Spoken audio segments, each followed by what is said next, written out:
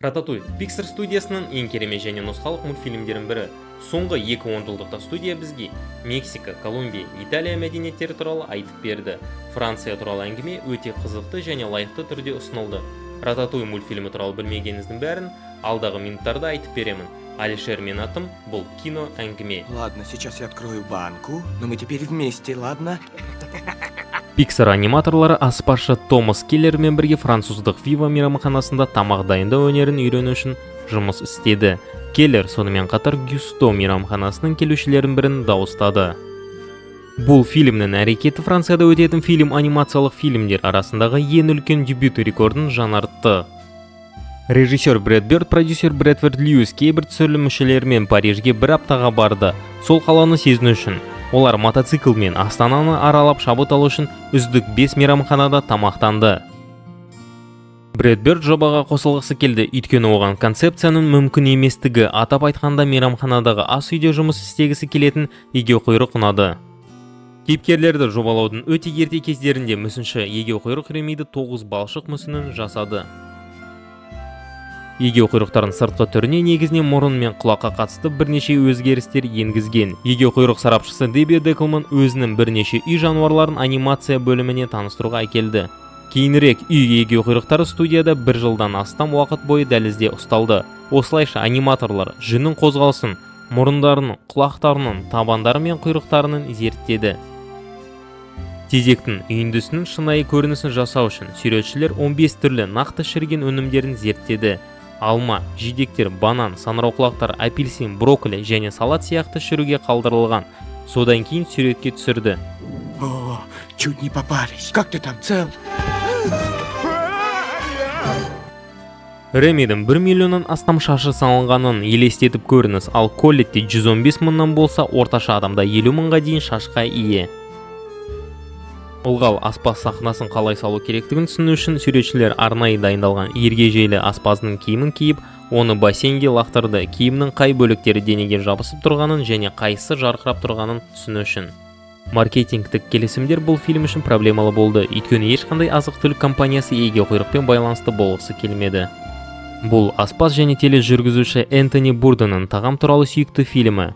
Бурден айтты, олар тамақты және тағам реакцияларын өте дұрыс қайталады. Және тағамның ұсақ бөлшектері кейіпкердің белігіндегі қызғылт күйіктерге дейін және шынымен де бұл тағамға деген құштарлықты көрсетеді. Забавный слоган «Готовить могут все». Еще забавнее, что ваш Гюсто, кажется, и впрямь в это верит. Тағам сыншысы Антуан Эго экранда алғаш рет фильмнің көріністерінде пайда болады. Ол өзінің лақап атымен бірге қараңғы орақшыға сілтеме жасайды.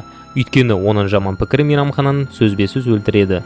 Бұл өлім тақырыбы одан әрі күшейтіледі. Табыт тәрізді кеңсе және бас сүйегіне ұқсас жазу машинкасы. Фильмде көрсетілген жиһаздар мен үй интерьерлері егжей-тегжейге үлкен назар аудара отырып анимацияланған. Өйткені Реми мен Эмиль кейіпкердің ас үйінде Реми дәмдеуіш сөрелерінде қарап тұрғанда және Эмиль егеуқұйрықтардың тырнақтары мен іздерінің көптеген сызаттары тұрған үстелдің үстінде тұр. Скиннердің кеңсесіндегі жиһаз сияқты кейінірек көрсетілген заттарға қарағанда апаның үйіндегі барлық жиһаздар ескі және тозған. Бұл фильмдегі егеуқұйрықтар өте тапқыр, олар ас үй ыдыстары мен қоқыс жәшігіне тапқан заттардан фильм бойына қажетті құралдар мен жиһаздар жасайды. Фильмнің басында егеуқұйрықтар қайықтармен қашқанда, олардың әрқайсысы сынған бөшкелер сияқты әртүрлі қоқыс бөліктерінен жасайды. Кейінірек егеуқұйрықтар бірге түс ас ішкенде, олардың жиһаздары басқа мақсаттағы заттардан жасалған. Егеуқұйрықтар төңкерілген шай шынаяқтарында отырады, төңкерілген қалыптардан жасалған үстелдерде түймелерден тамақтанады және түйреуіштерді ыдыс ретінде пайдаланады. Антуан Эго тапсырыс берген шарап Шатош Вальблан 1947 жылғы Энтомиллион аймағынан алынған нағыз аралас бардо шарабы. Сонымен қатар керемет егін жинаудан жасалған. Айтпақшы, дұрыс сақталған бөтелке өзінің оңтайлы тұтыну фазасында болады. Ең ұзақ сақталу мерзімі кем дегенде 2050 жылға дейін. Мейрамханада тапсырыс берілген бөтелке 10 жылдан басындағы бағалар бойынша $4000 асатын еді. Реми Гюсто мейрамханасын тапқанда, ол терезе арқылы ас үйге қарап, әр аспаздың лауазымы мен міндеттерін түсіндіреді. Кейбір көрермендер Реми бұл ақпаратты қайдан біледі деп таң қалуы мүмкін. Бірақ біз мұны қалай білгенін көрдік. Реми асхана қызметкерлерінің әртүрлі рөлдерін түсіндіретін Гюсто кітабының беттерінен зерттеп жатқанын көрсетті. Бұл егеуқұйрық шынымен де өте ақылды. Тегі Огюсте Гюсто дәм тату сөзінің сөз тіркесі. Дәм сезу үшін техникалық термин. Огюст тамыз сын есімен айналады. Бұл әсерлі керемет немесе беделді дегенді білдіреді және оның өлшемін көрсетеді.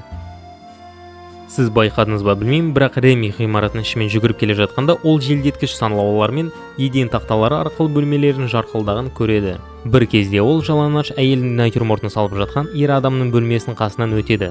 Бірақ алдында бір тостаған жеміс болады. Бірнеше минуттан соң ол қызу жанжалдасып қалған ерлі-зайыптылардың жанынан жүгіріп өтіп, әйел тапаншаны сілтейді. Сүйе бастағанға дейін бірнеше минуттан соң. Айтпақшы, кейінірек біз ерлі-зайыптылардың көшеде тамақтанып жатқанын көреміз және әйел мылтықпен ер адамды ұстаған кездегінде әлдеқайда жақсы болып көрінеді. Сол көріністе Реми көпқабатты үйді аралап өтіп бара жатқанда егеу құйрық көлеңкеден және иттің үруінен қорқады. Ал қабырғаның тесігіне асықпас бұрын иттің пішіні таңқарлықтай 2009 жылғы Верх мультфильмінің Даг итіне ұқсас. Фильм Рататуй 2 жыл өткен соң ғана шыққанымен, студия өзінің анимациялық фильмдерінде бірнеше жылдар бойы жұмыс істейтіні белгілі. Сондықтан жасаушылар алдын ала пасхалканы жанкүйерлер оны іздеуге шешім қабылданғанға дейін енгізген болуы мүмкін.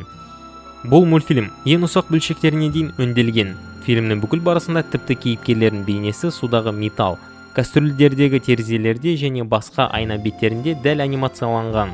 Мысалы, Ремидің шағылысу Гюсто мейрамханасының терезесінде көрінеді. Лингвинидің шағылысу ас үйдегі кастрюльдердің бірінде көруге болады.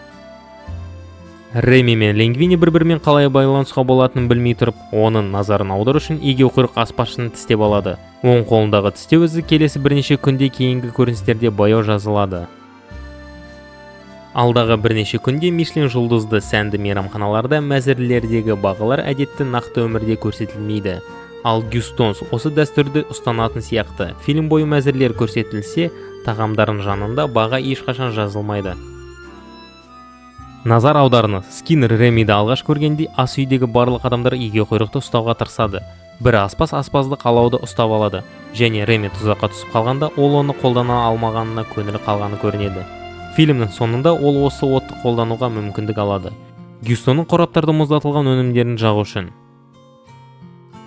Қалған жұртшылық есімді қалай айту керектігін білмейтіне алаңдап, Disney Pixar оны барлық постерлерде және барлық трейлерде фанатикалық түрде бөлшектеп тастады. Сюжеттік аниматор Петерсон Эмильді ойнау үшін таңдалды. Режиссер Брэд Бёрд кездейсоқ оның дауысы кейіпкердің сипаттамасымен бірдей екенін байқаған кезде. Ол Disney Pictures бұл фильмді үздік анимациялық фильм номинациясында өткізіп алудан қорқып, үздік фильм номинациясында Оскар сыйлығына үміткер ретінде жарнамалағысы келмеді.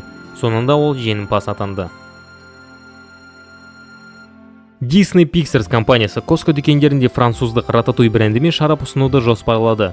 Калифорния шарап институты шағымданғанға дейін болды. Бұл мультфильм кейіпкерлері бар шарап тек мәліметке толмағандардың ішімдік ішуіне ықпал етеді деп болжады. Қызықты факт, фильмді анимациялау кезінде уақыт пен жадты үнемдеу үшін адам кейіпкерлері саусақсыз жасалған және анимацияланған. Да не воровство, брат, никому не нужное. Никому не нужное, а нам-то это зачем? Бұл оқиғаның үлкен бөлігі бастапқыда Париж маңындағы катакомбаларды өту керек еді. Брэд Бёрд Ян Пинковемен жұмыс істей бастағанда бұл идеядан бас тартылды. Бастапқы жобадан кәріздерден өтетін қысқа көріністер ғана қалды. Фильмнің 5 минутында Реми иіскейтін орман түлкі атауы саңырауқұлағы гурмандар жақсы көретініне өте ұқсас. Скиннердің көлігі бұл Volkswagen HK500. 1960 жылдардың басында Volkswagen өте аз танымал француз бренді болды. Шағын партиялармен жасалған. Ол ең жоғары бағамен құйма қоғам элитасына сатылған бар болғаны 10 жыл ішінде. 54 және 64 жылдары арасындағы бұл Bentley, Aston Martin арасындағы көлік болды. Кейбіреулері оларға төмен қарады, оларының Chrysler V8 қозғалтқышы болғандықтан. Бірақ мүмкін өзіндік қозғалтқыш жасау құнын компанияны бұзды. Бұл барлық уақыттағы ең стильді көліктердің бірі болуы мүмкін. Колеттің айтуынша соғыс бастығы Хорс түрмеде болған. Сондықтан ол дөрекі. Француз түрмелері әлемдегі ең қатал деп саналады. Сондықтан Хорстың мінезі құлқы оның тәжірибесіне келеді. Колет мінетін мотоциклдің маркасы жанармай құйғышындағы логотипінде көрініп тұр. Ол каламария. Кальмар тағамдарын немесе итальяндық кальмарды білдіретін сөз. Французша Альфредо есімі француз тілінен гөрі итальяндық, испандық және португалдық болса да көптеген француздар Альфред стандартты түрін қолданады. Бұл шешім Альфредо ірімшігі соусына сілтемені сақтау үшін қабылданған болуы мүмкін. Кейбіреулер мемдер арқылы Альфредоның Facebook негізін қалаушы және бас атқарушы директор Марк Цукербергке таңқарлық ұқсайтынын әзілмен атап өтті. Сіз бұл туралы не ойлайсыз? Скиннердің мінез құлқы Акадживадер дене тілінің миниатюрлық өлшемдері негізінен Луи де Фюнеске негізделген. Менің ойымша бұл байқалды. Сілтемелер. Лингвини супер отбасы белгілері бар тұрсыйынки еді. Мұның оны Ремиді жасыруға тырысқан эпизодынан көруге болады. Рататуйден тағы 3 жыл бұрын Брэд Бёрд Pixar студиясының супер отбасын түсірді. Және осы фильмнің золымдарының бірі Мим Бомбаяж есімді банк тонаушысы. 7-ші жылы фильмде 2 қысқа эпизодта пайда болды. Калет оқыған қарақшының сүйретін тақырыптың қасында оның атын да көруге болады. Кейінірек фильмде көпірдегі роликпен өтіп бара жатқан Лингвини мен Калет өнер көрсетіп тұрған Бомбаяжның қасынан өтеді. Полковник Реми екінші дүниежүзілік соғыс кезіндегі француз қарсылас қаһарманы Гилберт Реноның лақап аты болды. Мейрамханада Немо бренді бар, уылдырық бар. Бұл Немоны табу фильміне сілтеме. Pixar компаниясының Валли анимациялық фильмінде роботтар кеміргіштер үлкен ғарыш кемесінің ішіндегі қоқыста тұрады. Олардың атаулары Ремми.